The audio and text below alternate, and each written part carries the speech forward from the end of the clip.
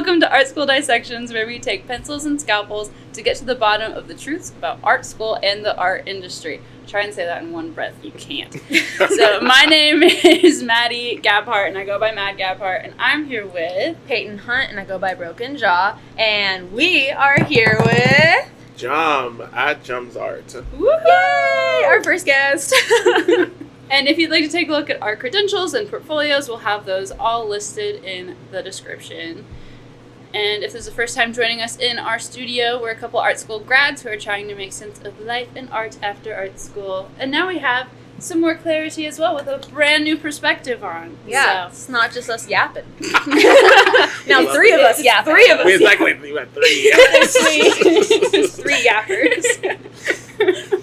This week we're talking about selling your work, how to price it, and what art fairs are like. Yeah. So we'll jump into it. Yeah. So tell us a bit about yourself. Yeah, so my name's Josiah, but I go by Jum. And I'm an illustrator, story artist, character designer. I just like stories.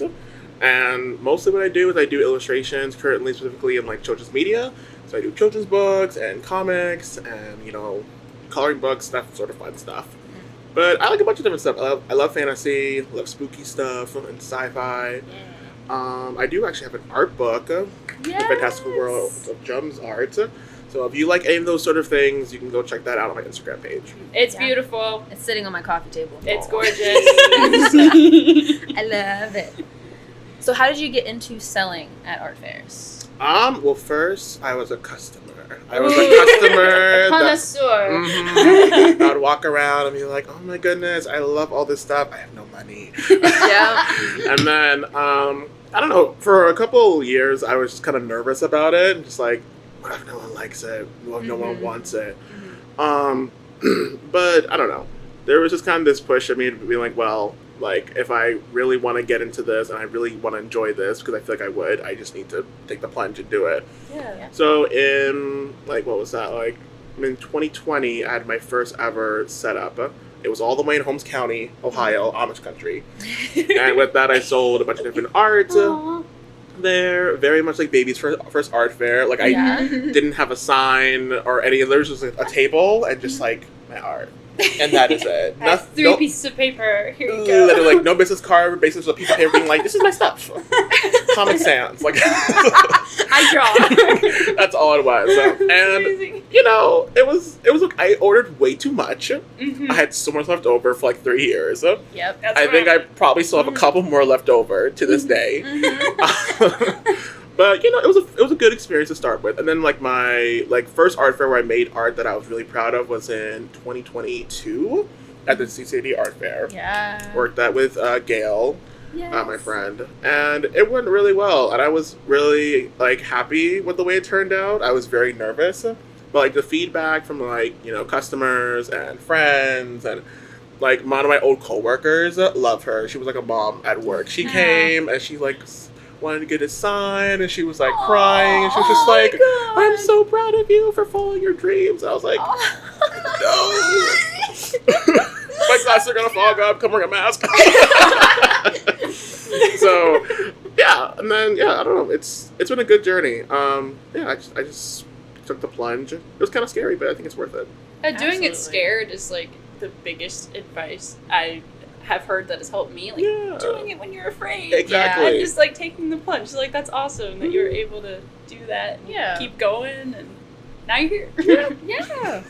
What has your general experience been at fairs and cons and selling online? Mm-hmm. And how have you approached pricing those things? Ooh, Big questions. Yeah. Couple of layers. So I have learned that I do best at I don't know, I guess I describe them as fandom places. Okay. So less craft fairs and more things close to conventions or cons. Yeah. People that go there having an idea what their interest is. I love fantasy and these creatures or this thing, or I like sci-fi. I like this certain genre niche. Versus people that like more crafty things, because I don't have as much crafty stuff. I have a lot more prints and stickers and pins. So for me, when it comes to that, I tend to I don't know, stay closer to that genre fandom niche sort of thing. Yeah. With prices, Oh, the second guessing that happens before the week before the event. You're just Yeah. like, this is a new thing. What do I price it at? Exactly. You ask everyone around you, like, what do you advise? What do you think?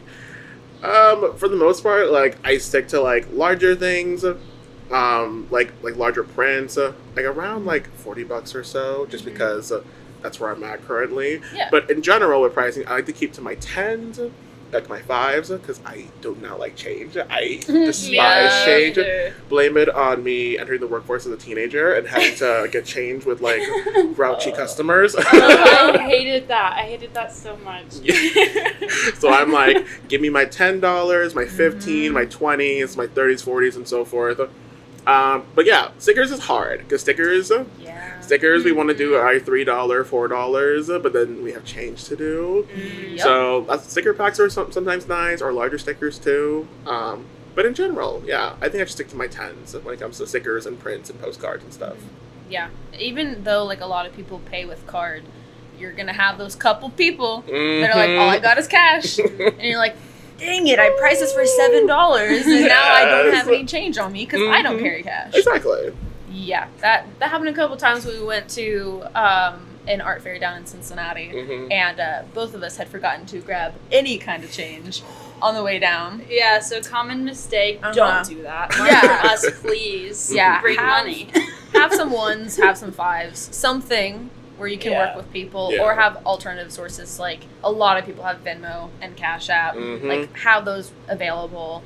Get a Square. Like have a range of ways for people to pay, because you never know like how people want to. Exactly. What they carry, what they don't. Yeah, that was You want to rookie close mistake.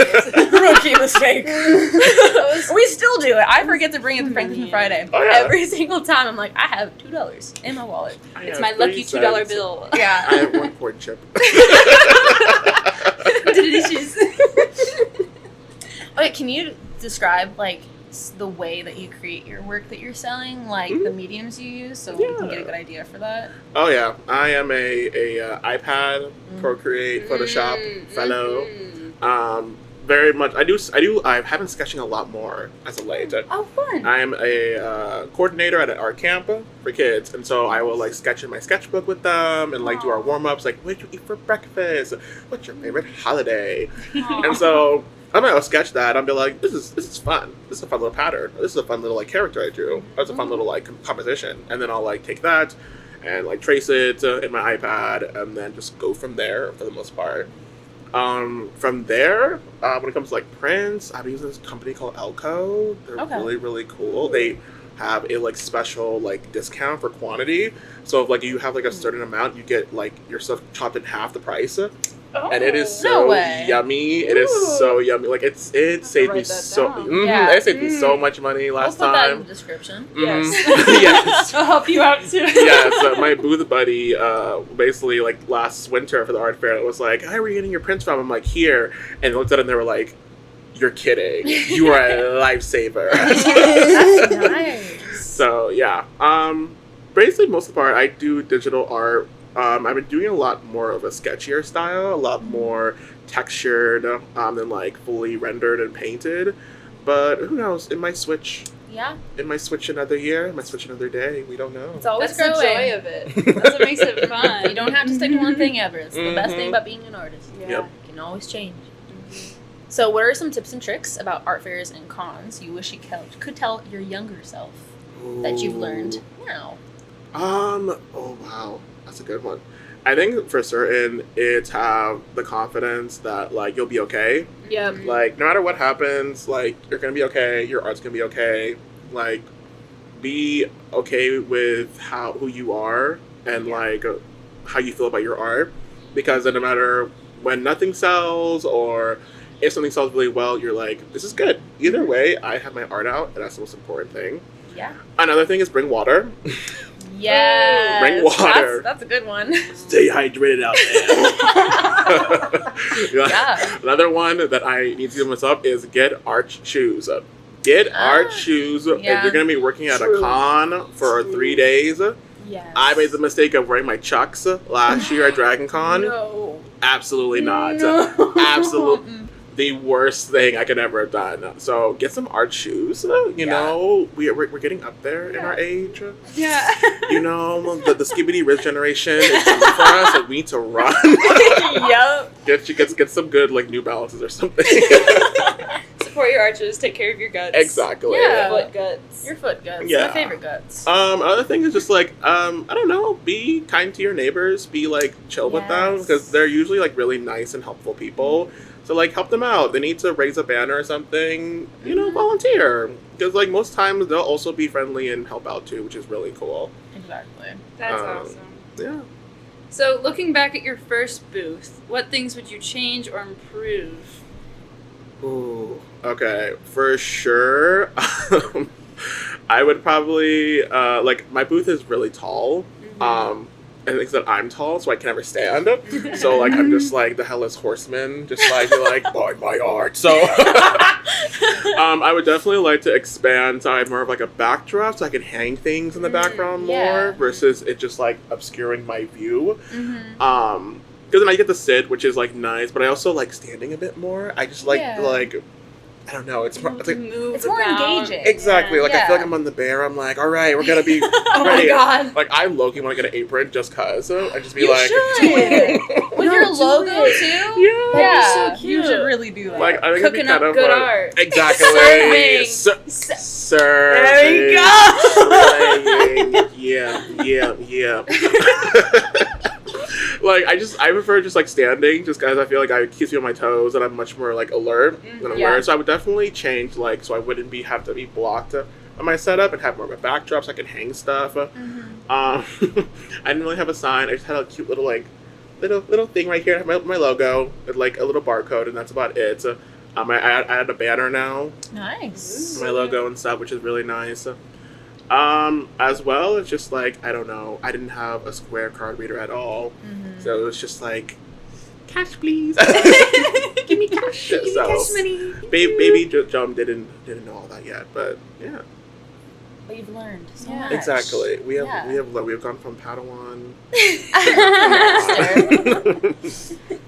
So, what are some differences you've noticed between smaller art fairs versus cons and artist alleys? Because you've been a part of both scenes. Yeah.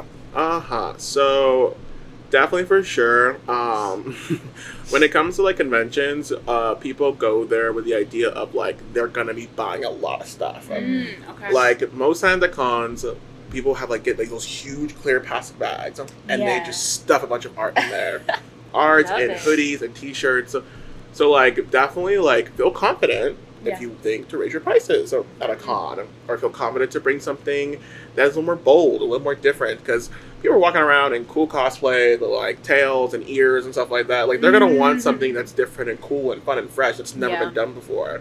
So if you're nervous about like doing it at a smaller fair, at a con, you might get a much bigger audience. For sure. As well as just like in smaller fairs, like I'd probably like stick to stuff that people are going to be like using more. At cons, people use like desk mats and play mats and stuff like that, but a lot of it's also decor too. So like maybe you'll have like a metal print. A metal print will probably do something better at a con than like maybe an art fair. An art fair might be something you do something more traditional at, depending on which market you're in. Another new thing now that's really cool is foil mats. Ooh. So foil play mats. That's so sick. That is the new fun thing, as well as woven art. So like woven art, something I think I could do really well at a like art fair or a craft fair, as well as a con. Because both of them deal with the whole thing, especially if your whole thing's like fantasy or whimsy or horror. Both of those like niches work really well in both spaces. But for instance, like foil mats, I feel would do best at like a con, because most people are going like they like gaming, or they like movies or TV or D&D or Magic the Gathering. Yeah. That's where people are going to be looking for that sort of like product more than I would say like an art or craft fair. True. So like with me, like I'm going to order some pins, and I'm like, I think it could do well at both, but specifically it would probably aim better at a con than it would like craft with the stuff that I make, which is very like fantastical and fantasy based and very like video gaming stuff. Yeah, that's sick. Because I know it's really hard to find like the niche for the markets you go to, because you don't really Comic-Cons you kind of know, Exactly. but when you're going to just like a regular craft market, or even like the difference between Freelancing Fridays and the CCD Art Fair, and then like something at the German Village, like you don't really know the market because it's open to so many people. It could be anybody stopping at your booth. And you know, you can't really guarantee that your niche is gonna be there. Yes. So you're like, yes. We'll see. I was working at a craft fair at my booth, and I had several like. It had a much more older audience, like people like their like 40s and 50s, and like I had a couple people walk by and be like, "Did you draw that? Did you actually draw that?" I'm like, "Yeah." Like with your hands. I'm like, "Yes, I did." They're like, "Oh, okay. It's not AI," and I was like, no. I was like, no. They love that question too. Just like, really did you do. actually do that? I'm like, why would I be selling it if I didn't actually do it? Yeah. Why would I put my name on it? And that's the thing with like having like digital art on prints versus something that's a little more traditional at certain like crafts or fairs. Like, you're gonna have a different audience, and different audience will know different things. You know. And I feel like nowadays, too, I've noticed, because at last Freelancing Fridays, I had a lot of conversations with people that they're gearing a lot more towards the traditional stuff because of the AI craze. Yeah. It's easier to distinguish what is actually being made by hand versus what could be made by AI. So a lot of that seems to be doing better, at least in like this sphere. Space. But this also is different because it's a gallery space. People are expecting more tangible things. But do you see a lot of traditional stuff at cons, or is it mostly digital? Specifically, like there's like the difference between like a comic book like artist at a con and like an artist at an artist alley in the con is different. Like an artist in an artist alley is like selling their work like prepackaged, like it's ready to go. It has price signs. For comic artists, a lot of it's commissioned. A lot of their revenue at cons is commissioned. So like a lot of times they bring work like back with them to the hotel room, and they work on like 5 different commissions throughout the week. Oh wow! And like people pay them like $300, $200 for it, and that's how they make their money. It's not from selling original work because they work for a company or they don't actually like own the art. So it's like, hey, I want you to draw this character from this show or this comic, and you're like, well. All right, I gotta get my pencil and my ink, and I gotta do it traditionally. Sometimes I do it in front of them. Oh, that's insane. You know, or some people are like, I want fan art of this thing, I want fan art of this ship, or this, like, you know, these characters, and that's how they make their money, is by doing commissions. And so I feel like the traditional space is alive in the con scene. It's mostly in the comic books, but I can definitely see it happening, like moving towards the artist alley. Due to the rise of AI and people being like, I want something that I know was created by human beings. Because I've seen some things, just like on Instagram, where they found booths at artist alleys that they could confirm were AI done, and they had to. Serious? And the people working the con were like, no, we know this is fake, and they had to like pack up and leave, and they were not allowed to come back. That's insane. Your audacity! I know. You're really gonna sit there with other people that have like put their lives into making this art, and then it's like, I pushed a couple strokes on my keyboard. I said, please make this. Please make this. I said steal. I clicked the steal key. I said plagiarism. I said thievery. And not in a cute way. It's just crazy to like put yourself among artists in that space and just be selling that. It's like, who knows, maybe someone there, like their art was used to help generate work. Exactly. You have no idea. And also just don't do it. Exactly, don't do it. Like, I have so many people that are just like, what's the difference between like AI and you like looking up a reference or like researching about this thing? I'm like, that's the point. I'm researching. I'm doing the work. I'm doing the practice that's been going for like hundreds and hundreds of years of like doing the work of research and sketch and composition and the lessons I've learned and like you know, even if you're self-taught, you are learning things that other people have learned before you and been passed down to you. And it's a cultural thing. It's something that we've been doing for generations. And instead of that, it's just... Beep, beep, beep, it's a computer. Exactly. It's not... There's nothing behind it. Exactly. Yeah, it makes me very upset. Very upset. Very, very upset.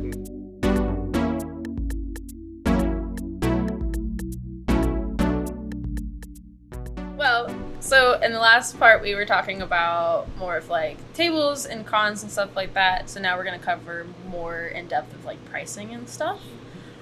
So we're going to start off with, for artists that are selling or starting to sell their own work, how do you recommend pricing your work? Do you notice a difference between pricing by hour versus pricing by final piece? Yeah. So you're talking about at cons, right? Yeah. At fairs? Yeah, or even online, because I know you have some experience with that. Yeah. So... We can section it out. Yeah. We talk about all of it. Yes. Oh, yes. Like, you can ask so many people. I messaged them with, like, my list of pricing before, and I'm like, guys, does this make sense? Am I going too low? Am I going too high? And majority of them, they're like, no, you're fine. Like, that makes sense. Like, for my larger prints, I usually go for, like, 40, just because it's, like, it's bigger, it's larger, a lot more time with shipping and handling. For, like, smaller prints, probably, like, 11 by, like, 8 or something. I usually go, like, 20 with, like, glossy prints. You know, some people are, like, will differ on the pricing. I'm just, like, I want to be paid what I'm worth, and I want to stick with that. Yeah. For, like, smaller prints, like, postcards, stuff like that, usually, like, $10 or so. Usually because those are, like, landscape and sceneries, and even though I love doing them, they do take a lot more time. Yeah. And so I'm like, you know, I'm not going to do, like, a huge piece, because most people probably won't buy a huge piece like that, but, you know, I do want to, like, give some sort of form of owning it and stuff. And then, like, stickers, we vary between, like, the $4, like, $5, depending on how large the sticker is. And, like, if you get a pack of those, you get a discount. Yeah. I love me a good little discount, bargain sort of thing. And that works so well, too. It gets people to really want to buy it. When you're like, if you buy 2 of this, you get the 3rd one free. Exactly. Or if you buy this, it's a little bit off. Yeah. Like, people want to do it. They see a deal, they buy. Yep. And even if you're, like, if you have a print or a piece that you're like, this is not selling like I wanted it to, make a discount. Make a certain thing where you buy something, you get a discount version of this, or you get a free this or something like that. If it's just not moving or whatever. Yeah. Because then sometimes they'll have more people be like interested in, like, oh, like, you know, I was looking at that piece, I kind of wanted it, but now I will get it, and then I'll go tell other people about it. Yeah. You know, and stuff like that. But yeah, like, that's kind of how I go, as I do by the tens for the most part. Like, I remember thinking about one time, like, should I, like, if something's not selling or prices aren't moving, should I, like, you know, change them, like, in the later half of the day? Yeah. And I got a really good advice from my, like, one of my mentors, Tom Glick, where basically he was like, you know, you could do that, but then you'll kind of be known as, like, the artist who, like, slashes prices halfway through. And so people just, like, will wait around, and then as soon as halfway through, they'll just, like, run and, like, get all the discounts. And I was like, oh, that can make a lot of sense. Yeah. So, like, it could backfire. It could backfire. So, like, having deals, I think, works better than, like, cutting in prices at, like, a halfway point. Yeah. Because it's more consistent that way. People know what your deal is, because they might tell their friend, oh, like, if you buy, like, a couple stickers from there, you get, like, a free something from that, or you get this and the other. They always have great deals versus just wait around, and they'll, like, get cheaper throughout the day. Yeah. So I think that's a device that I've definitely followed, and, like, it's scary because you're like some of this stuff isn't moving. What do I do? Did something wrong? But like it'll slowly it could start moving, and you know, I don't know. I feel more at peace with, like, sticking to, like, what I said than having to the fear of the masses.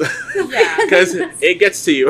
Yeah, absolutely. You can tell, like, the energy of a crowd when like, you're just sitting back there, and if people are interested or not, and it's just like, I don't want to internalize this, but I kind of am. Yeah.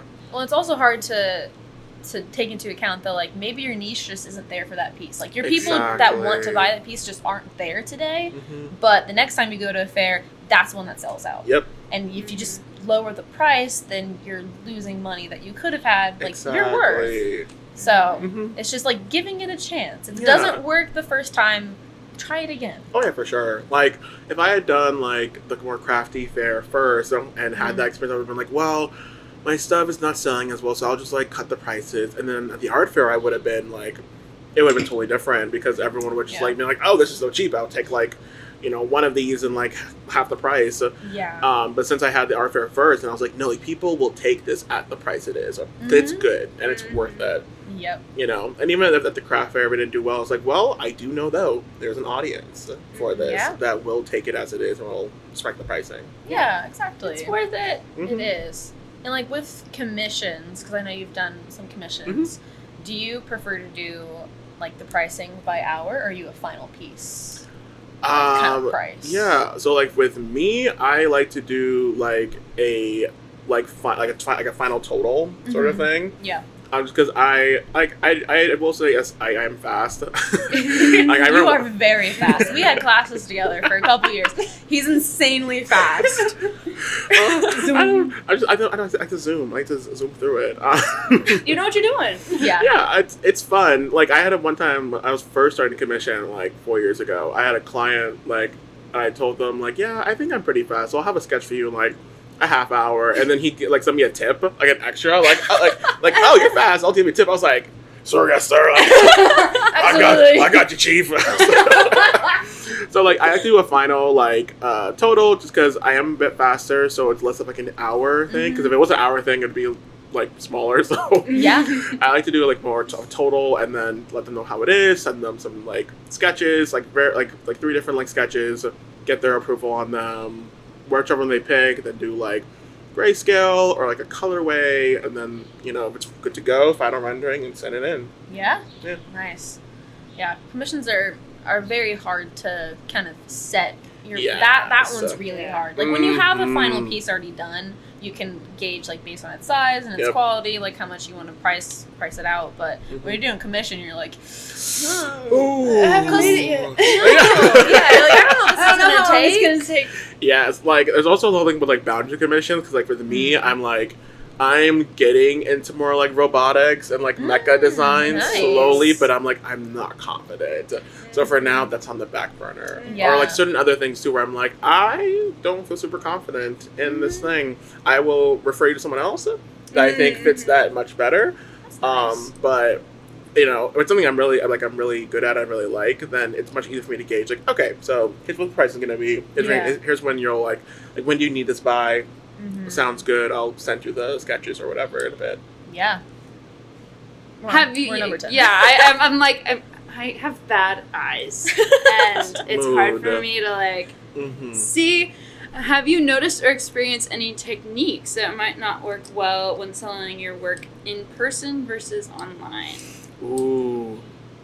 Yeah, for sure. Like, I always will prefer an in-person when it comes to with my art, because I get to talk about it more. Like if someone, for instance, like at the last art fair, I had Percy Jackson art, and like this one person came out and they were like, "Are you the Percy Jackson table?" And I was like, "Well, yes, Half-Blood, come over here." And so like we were just like chatting about like we were excited about the show coming out. We were talking about like our favorite characters in the book and stuff like that. That's so special. And like I will always prefer that versus just like, your order's on its way. Exactly. It's heading towards your location. It's being flown in. The drone is on. Locked in your position. Like I always prefer that over like like an in-person talk versus like an online sort of thing. Yeah. It's also a whole thing of like sometimes at like art fairs you don't have a product. Like I've assisted at cons where like the product is like out of stock or it's not there, and it's like, here's an order form. Yeah. You can order this and we'll get to you at like a certain amount of time. You got it. It's like stuff like that, because then they can like, especially if they remember like your old art and they're like, oh, I missed it, and it's like, well, here's your chance. You still have availability to do so. But yeah, online orders, they're good too. You just pack a bunch of stuff and take them to the post office. But I will always miss that personal connection though. Absolutely. Yeah, and like having that connection, that conversation, people will remember you more. Yep. You'll remember them. Yep. And you're more likely. Cool. It's so nice. Yeah. You're more likely to have like repeat customers, or just like you're gonna have a good conversation because they're gonna come back and they're gonna say, hey. Yeah, of course. That's why I like doing like fairs and like Fridays and like the things that I do. It's like I get to talk to people like about like what I make, and like they're excited about it. I'm excited about it. It's just like it's so wholesome. Exactly. And invigorating, and it makes you feel good. Yes. It makes you feel very good. Of course. Like one of my mentors, Andrew, like who I assist a lot. Like we're both yappers, and so like we are the artist assistant duo where we both like to yap with customers. There's a lot of different duos at cons with like artists and assistants. Some artists are like they're in a corner somewhere and they're like drawing, and the assistant just like hello, like does all the work and stuff like that when it comes to like interacting with customers while the artist is like working on a new piece. And then there's like a couple people like it's like me and Andrew, where it's like we're both like yapping, and we both just like to be like, "Hi, how's it going? How do you like the con?" And so we're both working as a team simultaneously with like talking to customers and hearing how their day is going, and like talking about the art with them.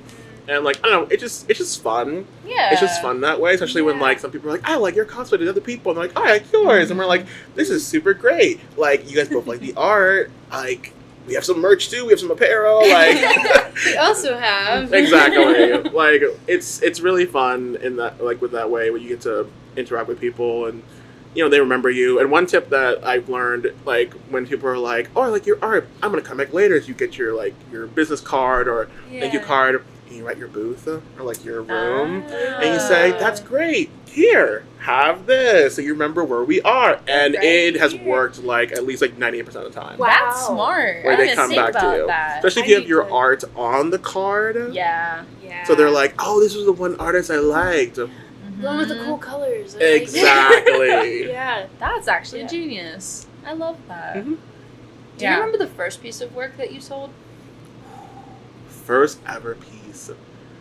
I'm trying to think. I think that's a tough. That's a tough. If you don't, that's a tough one. Okay. Is it? Are you talking about commission or like? I don't know. One. Oh, I think the first ever commission I ever took was for a couple that was getting married, and the wife wanted like a piece of like her and the husband. It's really cute, like picture of them like spinning and dancing, doing a photo shoot. And it was my first ever one, and like she knew a family friend, which was really cool. So then when I was finished, and I was like, if you want, I can get it printed for you. Like I can send it to a printer near where you live, and you can go pick it up. And she did, and it's like still hanging in their home, which is really cute. Like I look back and I'm like, I could definitely do better because I was like 18 or 17. But it's just like, it was just like my first. Everyone was like, wow, like I'm an artist. Yeah. Like I got it's a special this. moment. That's a very memorable first commission. Yeah, that's awesome. That's yeah, it was a weird thing where I became like the wedding commission guy for a while in my late teens. Where like I had a coworker that was like, "Can you do my wedding photo?" And I was like, "Oh, sure." And I just did that with some people, just doing wedding commissions and stuff like that. That is really sweet. It was a good like learning experience of like interacting with like customers and commission prices and signing stuff and whatever. Like I would do it again. It'd be fun, but it was definitely like a learning experience. Yeah, for sure. What are like the kind of stuff that you do now for commissions? Like what do you get mostly? I've been approached a lot for D&D because I do have a lot of like fantasy characters in my art book. A lot of character design, a lot of like diverse like body types and hair and like backgrounds, landscapes, costumes, of different genres. So a lot of people are like, can you make my like lizard character with bat wings? And I'm like, yes. Absolutely. I don't know the creature name. I'm learning. It looks really cool. I might join my first campaign. I was just gonna ask you if you've done it yet. We've been talking about it for a while. Like I might join my first campaign. I'm a little scared, but it's okay because I heard in this group they're all kind of newbies. That's a good like they're older newbies, so I'm like, okay. You get to learn together. Yeah, exactly. That's fun. And no one's gonna be like, oh, he didn't know that. Exactly. He's stopping gameplay. Exactly. Like I was scared these gonna be people that have been playing since like the 80s or 90s, and I'm like, say something wrong, and they're like, how dare thee banish from my party. I'm like, we're killing you off next session. You're hit by fireball. Yeah, for sure. So yeah, like fantasy characters, as well as like pets. I love pets. If you have a pet you want me to draw or paint, I will draw them. Like I love doing like animals. I've always loved. I wanted to be a zoologist when I was a kid. I wanted to study animals. Specifically, I wanted to be a mammalogist because I was like, I want to study mammals. A mammalogist. That's such a fun word. Mammalogist. Was it because I watched Spy Kids 2, The Island of Dreams, and I wanted to make hybrid animals? That's the dream. Now you do. And be like, Steve, I do. Now I do. I am Steve Buscemi. Dreams come true. Moral of the story. Dream. So dream big, kids. Like, but no, you're right, but like I do. Like I did a workshop with the museum early back in February where like the whole theme was like mythological creatures. And on creature design, where like, we had paper dolls, and I drew all the assets of like deer and like lions and dragons and griffins and like mermaids and stuff like that. And basically, like the job for you was just like create your own like magical creature, like whatever assets were there. And like my favorite one is what my coworker did, where they had like a deer with like a mermaid tail, like antlers, and it was called it's called a murder. Oh my gosh, a murder. That's genius. I was like, I need this on everything. I need merch. I need a plushie of the murder on my forehead. So like, yeah, like you're right. I do have to make hybrid creatures now, and it's fun. Yeah. I love it. You should make like a little kit of those pieces. Honestly, I've thought about like having like kits at like cons and stuff like that. Like take home and make a random creature. You know? That would like, be so fun. Like have all the assets like already like digitally painted by me, and or some of them that are like not painted at all. Then you have to do it yourself. Yeah. Like I think it can be kind of fun. So fun, especially I think that would do well at a craft fair too. Yes. Like people wanting to do crafts. Exactly. Like, Or let's one get into it. where more kids might be, like families. Exactly. I think they would love that. I would have ate that. Oh, up yeah. as an 8-year-old. I mean, I I eat it up now. I eat it Yeah. up now, but like that would have been Icing on the immediate. cake. Exactly. Yeah. Yeah. Yeah. I think a lot of interactable stuff to sell is also top tier. Yes. Like books, something that they can like flip through, anything that's got moving parts. Yes. Plushies. Eat it up. Like something that you can just like hold. To hold. I just hold it.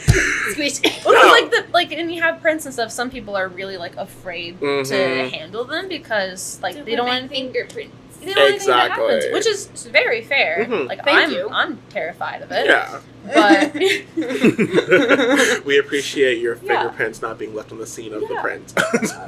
I Sorry. I turned in an art piece one time in high school, and I put my fingerprints like on purpose. I'm air quoting my fingerprints on purpose. It was a full graphite drawing. I put my fingerprints all over the page, and I pretended it was on purpose, and it definitely was not on purpose. did they call you out? Yeah. Oh my god. It's humiliating. Like, why are your fingerprints on it? Like, I don't know. I'm just living. I'm one with the art. Like I'm leaving a piece of myself on the artwork. It's my signature. Yay. It's my Yeah. signature. Yeah. This is what I do. I have one for the government too. Oh, I did want to say, it came to my mind when I was thinking about people buying prints. Somebody at the last Franklin Friday told me that they get prints, and then they get the person's business card, and when they put the print on the wall, they put the business card like a museum plaque right next to it, so they remember whose it was. That's so smart. Isn't that genius? I was That's like, really Just smart. display it like that. yes. Mm-hmm. That's like so smart. Oh, yeah. Because like I love collecting business cards because they're like a little piece of art as well, and I hang them up all over. Oh, yeah. But putting it next to someone's work like a museum plaque. Oh, that'd be Genius. so good. Cute. My new thing I'm trying to do with thank you cards.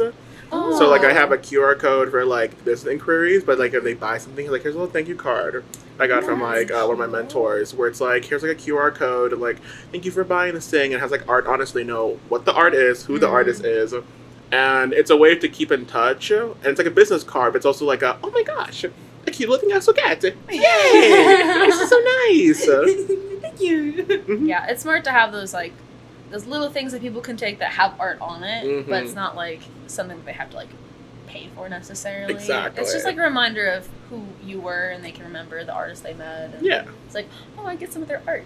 Special It's so fun. little touch. Well, it's Yeah. like a lot of people buy from luxury brands because of their packaging. Yes. So it's like, I guess it's also a question. Have you noticed like a difference whenever you package things differently and like how they sell? Yes, definitely. I learned from one of my mentors, Andrew, when it comes to like displaying your booth is very, very important. Typically, if you want your art and your stuff to be a brand, like it's good to really have a cohesion. Like, what is like your color palette? Like, and like I noticed this too at like Dragon Con. Like we had a couple of different artists across from us, and like okay, so their thing is like orange, brown, and black. or their signature thing is like teal and brown and white, and it's like they would show up every day, and there'd be like some sort of like color scheme to their booth and their art, and it's like a package deal, because if they would walk around, I'd be like, oh, this one belongs there, and that one belongs there. And like another thing is like making sure like your art is displayed in ways where it's like it's not blocking you or hiding you, which is really important, as well as like showcasing that like you're available, because sometimes the booths look empty, people are just like, oh, I won't go near it, but if you're like, no, I'm here, I'm ready to go, like they're much more acceptable to come around and, you know, talk to you and maybe purchase something for sure. That's very smart. Yeah, I wouldn't walk up to an empty table. Exactly. I don't think I have. There have been many times where I've been assisting and people have walked to the table thinking I was the artist, and they're just like talking about how great my art is, and I'm like, oh honey. It's like, yeah, thank you. I'll accept that. I'm like, the art is so beautiful. The art is so good. The like, art thank you so much. The art. The art. Capital A. The arts. Exactly. Yes. Oh yeah. Have you ever regretted setting a price? Ooh. I mean, we all overthink pricing. Yes. It is a little like scary and nerve-wracking. I think for sure like stickers, because I really want to be like, I want to do $5 because I hate change, and like I think these are worth $5. But then like, I don't know, after one con where I barely pushed any stickers, I was like, okay, we'll go down to like 3 and 4. Like we'll make this, we'll change the pricing a bit, because like this is like the standard for a lot of different places. Which is why like some people just don't do stickers, and they're like, I don't know, I do stickers. I'd rather stick like pins and tokens and like all this other stuff, because stickers are like, you know, there's like a fixed pricing from a lot of them and you can't really change it. And I'm like, yeah, like I get it for sure. Yeah. So that's definitely was one where I was like, prints and like bigger things are a lot more easier for me to price, or like tote bags and stuff like that. But like smaller stuff is a little harder, because it's like it's different for so many places. Like at the art fair, some people sell stickers for like $1 or $2, and they're like big, like I don't know, like 6-inch stickers or something like that. Yeah, and they're just like, oh, this is $1. I'm like, no, I get it, you're a freshman, but no. Are you making any money? Exactly. Like, do not do that. Like, price your stuff fairly for how much you're paying for it and your worth and how much time you put into it. Like, because stickers are hard to design. Pins are hard to design. You spend a long time sketching out how well is this readable, how small it is, like how's it going to work with the manufacturing company, like shipping and handling. It's a lot of work and a lot of time. So like price it like fairly for how much work you're putting into it. Yeah. 1000%. And I feel like the biggest mistake is always just underselling or underpricing your work for your worth. Yep. Like, that's what I think our professors told us the most is like, charge more. Yep. No, keep charging more. Yep. Raise the price. Yep. Like, you're not even close to what you should be actually getting for your stuff. Exactly. It's like, but no one's gonna buy it. Exactly. You want to hear something awful? The first commission I did in high school, it was an acrylic painting for $25. It was a whole acrylic painting. Don't do that. Please don't do that. I spent a lot of time on it too. And acrylic's unforgiving. Like I'm scared of acrylic. Like it was like this couple sitting on a lake, like by a lake. And you painted people? I painted people and water for $25, and it looked. I mean, I was fine, but like I needed to add like a 0 at the end of Yes. Oh my gosh. Oh, no. So learn from my mistake. Don't do that. Please don't do that. No. Oh my gosh. Price your stuff fairly, right? Yeah. You work hard for your art, and you know you should deserve the compensation. Because like it is work. Like it is. Even though like you love it and you enjoy it, like it is work. It is labor. Like you're still like you're doing it. You're doing it. You're still taking the time out of your day to make that thing. Yeah. And it's energy. And if your Uncle Todd says like I can just do this on AI for cheaper, then do it then. Do it, Todd. Fine. Do it on AI then for cheaper. Have fun. Exactly. Yeah, and I think one of our professors, I asked him like, what would be the minimum if you're doing per hour? What is the minimum you would do for like an illustration? He's like, if you're going any lower than $60 an hour, you are losing money. And I was like, I can't charge that much. But you can. I know. It's like if someone wants it, they'll pay for it. people actually take you more seriously the higher your prices are. Yeah. Exactly. Yeah, like a lot of like the people that I've interacted with in the con scene, they're like in like their like mid-30s, mid to late 30s. But some of them are like, you know, our age. Yeah. And I've asked them like how did you get to the place where you are? They're just like, I just, you know, did what everyone else was doing. Yeah. I priced myself the way they did. I displayed it the way they did. I learned from people, and I portrayed myself like I was a professional. A professional person that knew what I was doing, was confident in my work. Confidence. And like keep doing that, and like, you know, people will notice that and see the consistency. Exactly. And like, yeah, they're gonna take you seriously. Like, it'll work out. Don't let them think they can swindle you. Yes. Because they'll try. No They will. swindles. That's a good word. No swindles. Mhm. No. Yes.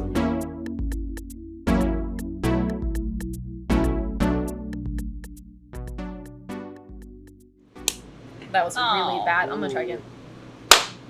Take 2. Yay! Mm. It did it. It's like a slate. I do want one of the like dink. I mean, I could listen. Slating is actually kind of scary. I had to slate on a Nationwide commercial a year ago, and like I'd never really done it before, and like saying all the different like things to say because we had 2 cameras, so you have to do A and B, and it's like, you know, the shot, the scene, the take, the camera. Wow. And you have to say it super fast, like boom, boom, boom, boom, boom. And like I never done before, and it was like, and it's like, you know, you're saying in front of like a whole crew of like 30 people. You're just like, oh, it's not intimidating at all. Take 1. Runs away, hides behind some cables. That Did I sounds do it right? so nerve wracking. Yeah, it did give me a cool gig though for later on. That is so so it was interesting. worth it. Shout out to Pixel Park, but Yeah. I love that. it was They're it was cool. a bit nerve wracking at first, for sure. Yeah, absolutely.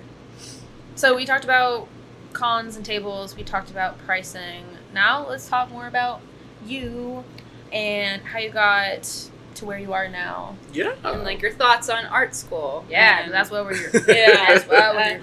Yeah. You've heard us yap for 6 episodes. and we so, love it. About we, what? we love the yap. We love the yap.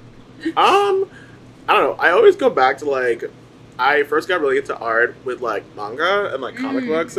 So like we had a library like around the corner from our house growing up in New York, and like we'd always get like Astro Boy comics. Like I loved Astro Boy, which I think is what got me into like robots, which is why I love like, I don't know, like robot themed stories, like futuristic, like Akira and like Blade Runner, stuff like that. Yeah. Like, I don't know, I just love the futurism of it all. So like Astro Boy and like Mega Man, like having a Game Boy Advance, like like that was the way to be back then. I'm old, but you know, it got me into like art, and so like maybe my older brother would like draw them. I couldn't draw them very well because I was like 6. And I don't know, I just kept practicing from there. I got really into ink when I was in high school. Oh. So a lot of different like inking styles and like cross hatching and stuff like that.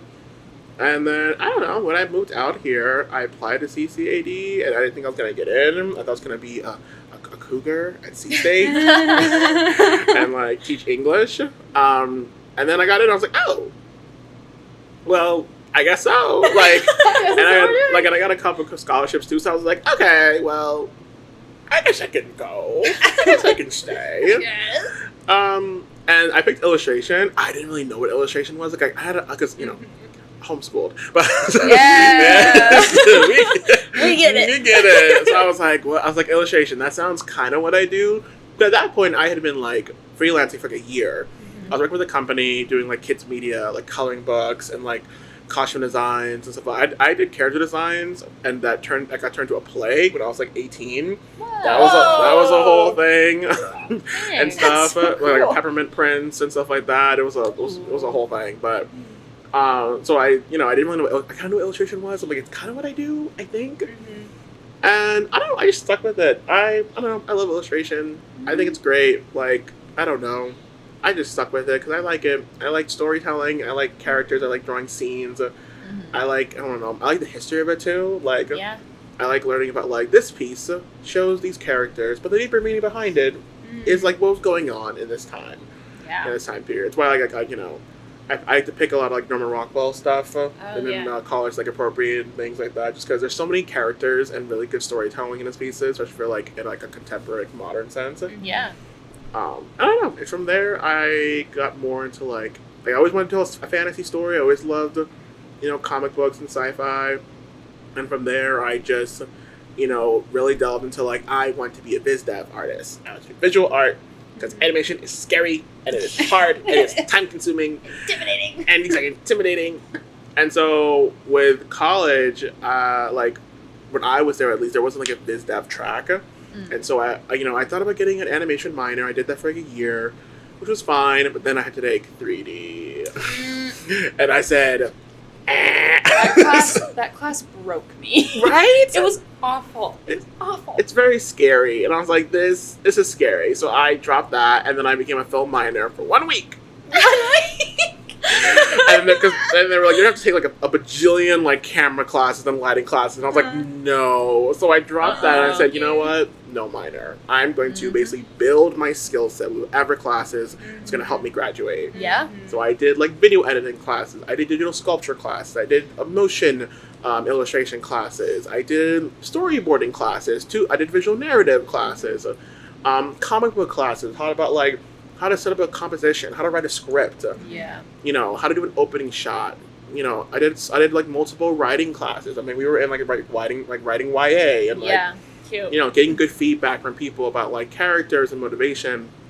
Because I was like, I want to get better storytelling, skill sets. So, like, if I want to get to where I want to in my career, where I'm like helping tell stories and leading groups and teams and like that, I want to have these skill sets. Yeah. And like some minors might like help with that, but like I really wanted my own skill set, and none of the minors that I saw in the curriculum worked for me. Yeah. And from there, I don't know, I think it worked. I mean, I've done storyboarding jobs. I wrapped one with Nationwide in November last year. It was a very quick process. It was like 3 weeks of making 20 videos. Storyboarding 20 videos with it was 6 different actors in it, and so it was a lot. Yeah, sounds like a lot. It was. We had our arm breaks. We were doing exercises, and we were doing like stretches and stuff. And so it was intense, but I really loved it. It was really fun. I love storyboarding. I love telling stories in that way as well as traditional illustration. But I loved doing the storyboards for that. And then the past year and a half, I've been doing children's books. So that's been really, really fun to do. I just wrapped a book about decomposers and the soil. Like, I had to create like a gardener guy. He's like, hey guys, come with me. I'm going to show you guys like the soil and art garden. Did you know that mushrooms can decompose? And leaves, here's how leaves fall down. Mushrooms eat them for nutrients. And here's worms. And like worms eat poop and whatever. Like it's a really fun book, and I was like, I have had really fun with it. My favorite one I did was a book about tide pools. I remember you were working on that. Yeah. It was so cute. And like I wrapped that one up with this little girl and her grandpa, and they're going through tide pools in California. And they're like little creatures. There's starfish. There's like a hermit crab and stuff. So I really enjoy. I just really enjoy storytelling and telling stories. Like, this past year I've read at least 9 books, and I've been narrating them. Nice. So with friends and nieces and nephews. So I've been it's a passion I've always had, and I'm glad to be where I am, where I get to work at cons and stuff like that. Either way, if I get to tell stories and share them with people, that's kind of what matters with me. Exactly. Yeah, and I'm glad you're able to find the classes at school to help kind of narrow that down. Make your own curriculum. Yep, it took a lot of searching though, a lot of whispering so what do you think? How does this work? Yeah. Would you recommend this? Sometimes people being nope, reverse Terry. But then some of them were like, oh no, for sure, take this one if you really want this skill set. And it worked out. There's a lot of trial and error the first 2 years. But you need that. Exactly. Yeah, I mean, it helps you grow. Yeah. And you need be resilient. Of course. Exactly. Yeah. Of course. You gotta go down and come back up. Exactly. You gotta see what works. And networking. Meeting all the different professors from the different places. Yes.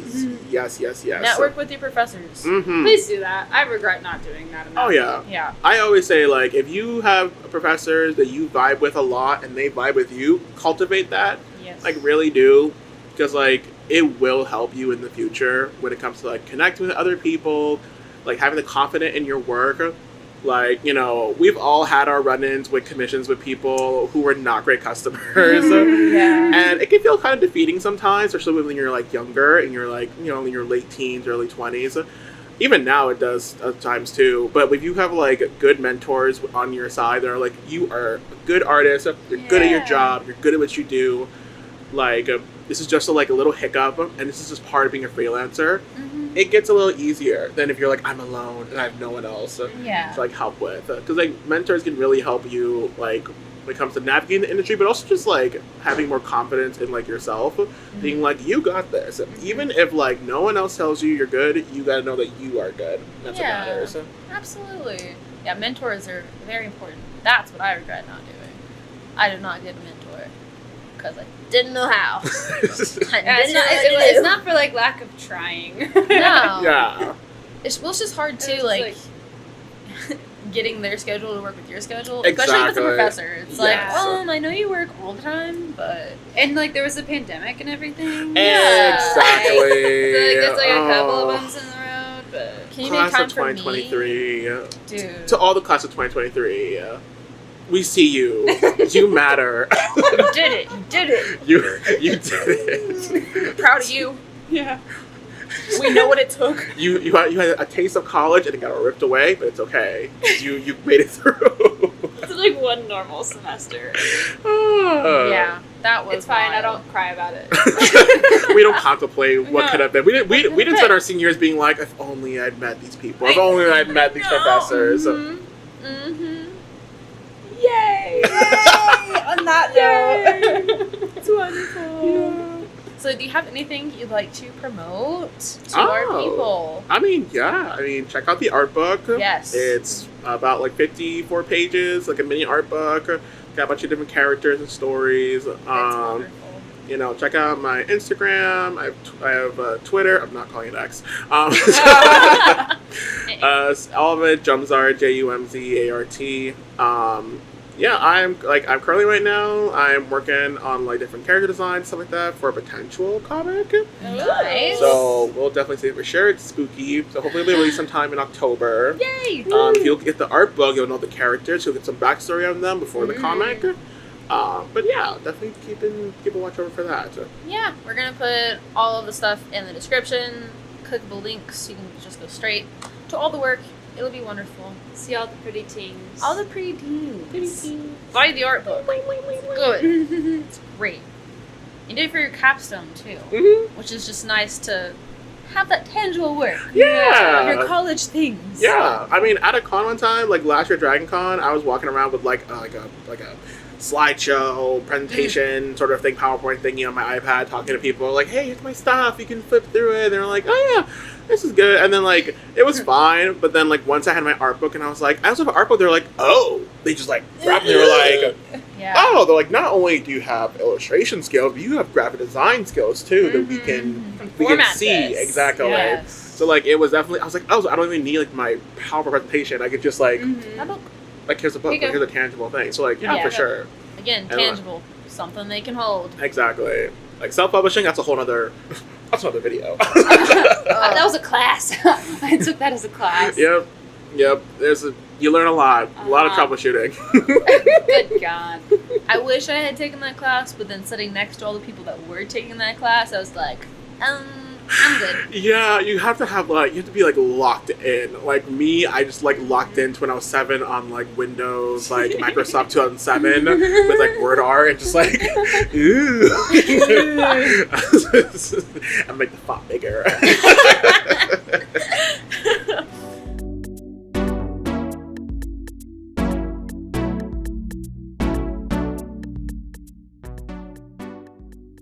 Well, thanks for operating with us.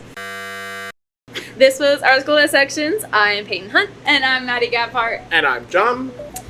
Take care of your guts. And make something cool. Or bad. Bye! Sweet.